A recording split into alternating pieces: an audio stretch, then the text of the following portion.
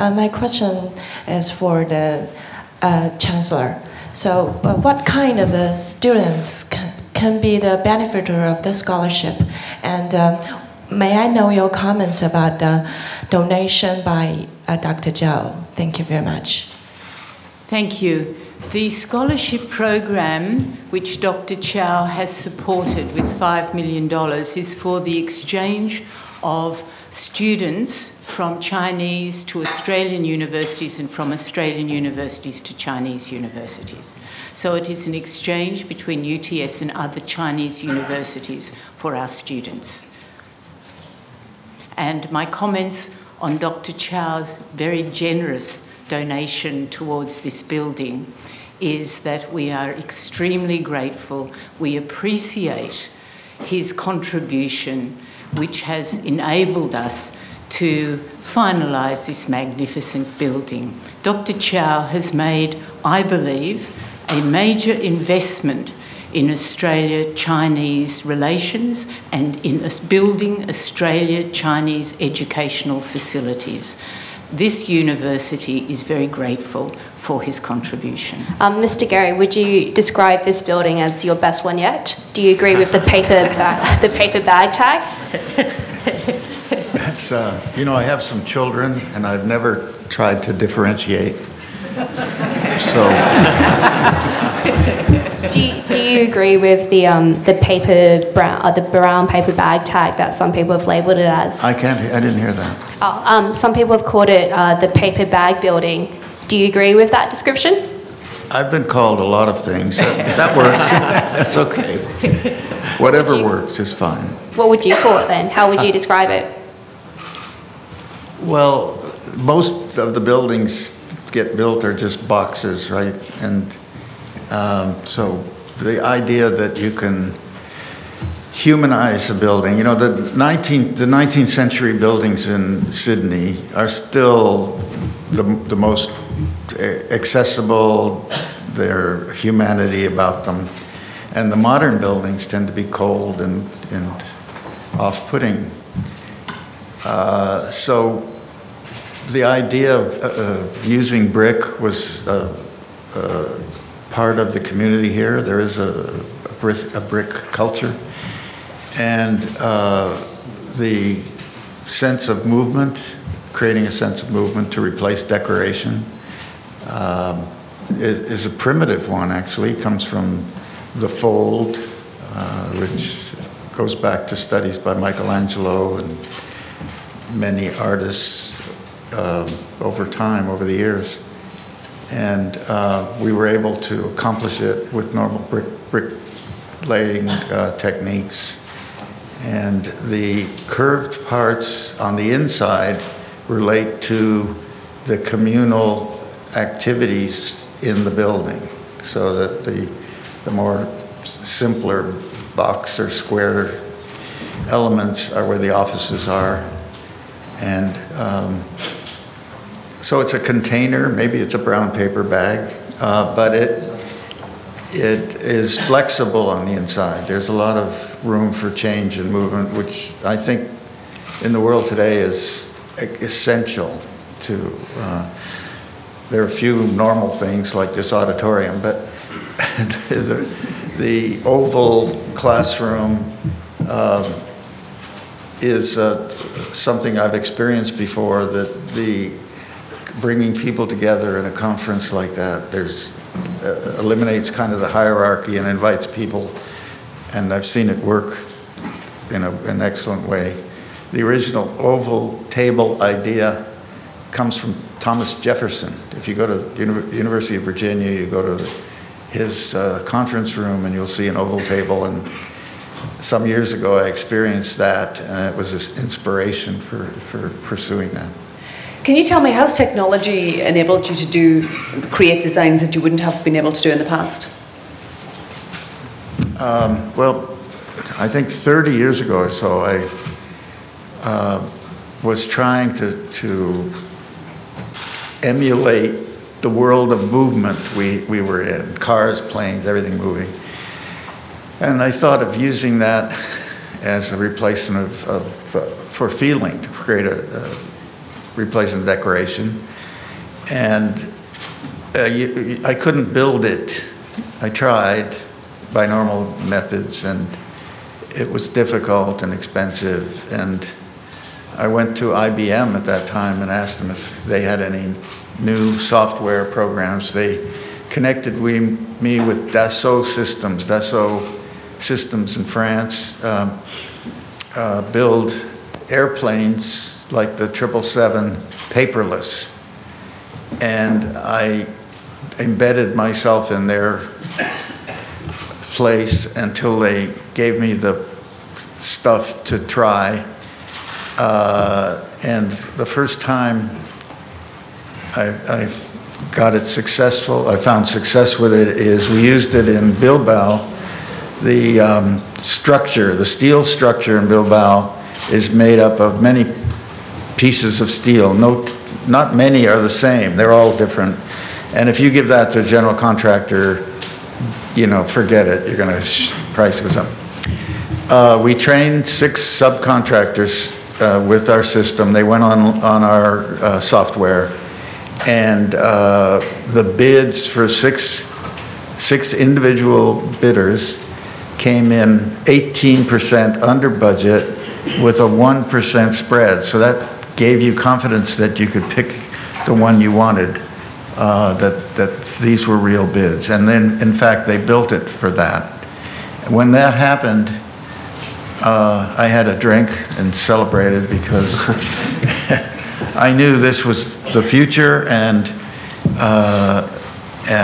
from then on, I developed with my team add-ons and modifications to the Dassault CATIA to make it simpler for the construction industry, and we've trained Zaha Hadid to use it, and Softy and Nouvelle and many others, because it's my hope that the architect can become the master builder again and not be marginalized, because the industry has that tendency, because every time you bid a building, it always comes in over budget, and then the owner starts talking to the general contractor and the architect, sweetie pie, you've done a great job, and us big boys are going to tell you how to build it. I hate that, and I won't have it. And we're going to run the goddamn project and make sure it comes in on budget and it fits the needs of our client, and basta, that's it. I've heard you say in an interview that you study the culture of the city you're creating for. What were your observations of Sydney and Sydney-siders, and how has that translated into this building? Well, I was raised in Canada, some of you might know, Toronto, I grew up, and my first visit to Melbourne reminded me of Toronto 50 years ago.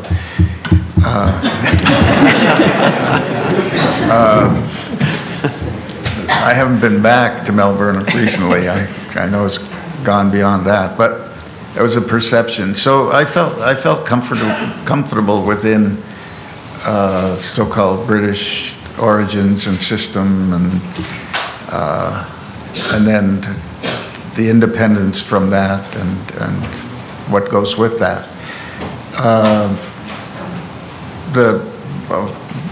I know the Sydney Opera House saga and Mr. Utzon's problems, and that was also one of the reasons I pushed this technology.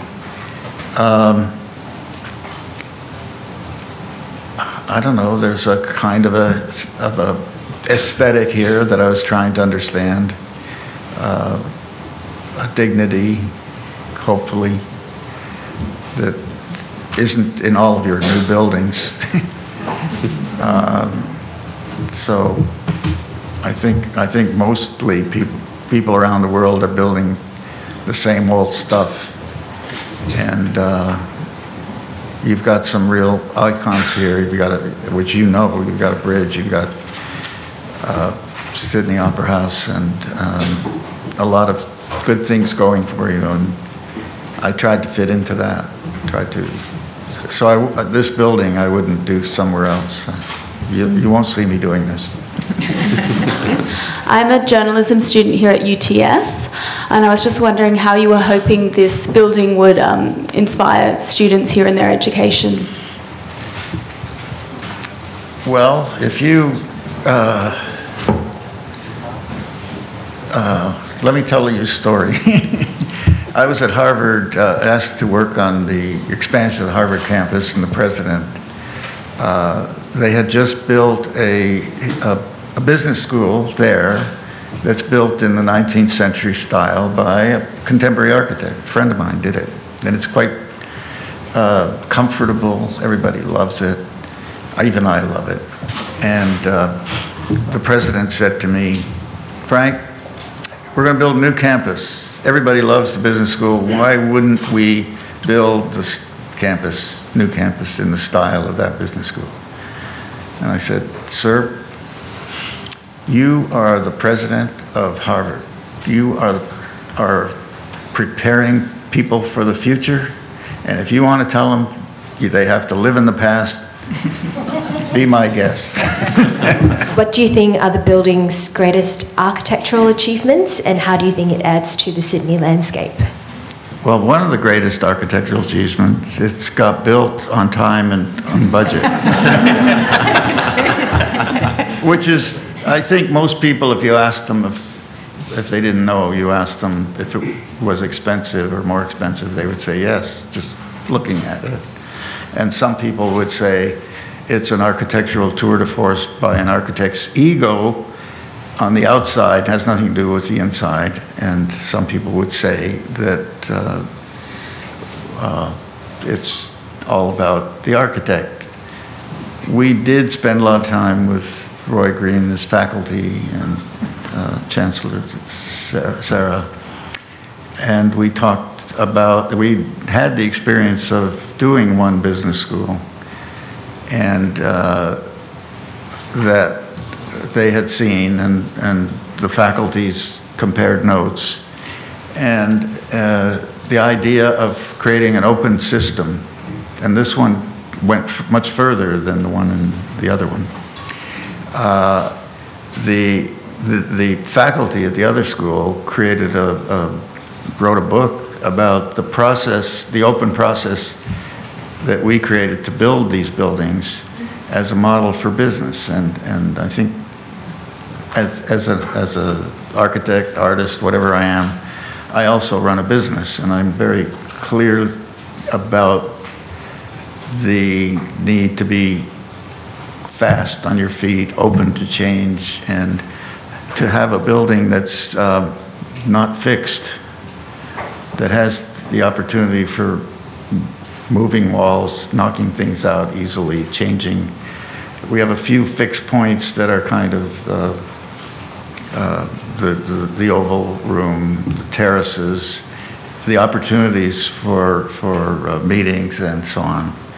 And then the rest is pretty open-ended. So I guess this room is probably the most conventional part. We needed one anchor.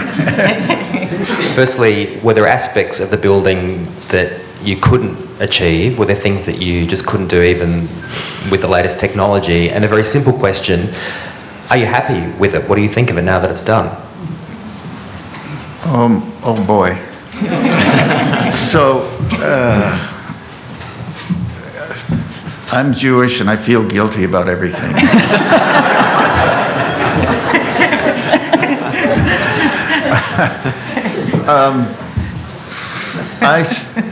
It takes me 2 years to come around. I see all the things I would change and want to change, and actually I wouldn't change, but but 5 years ago is when we conceived. So all of us change as we go, and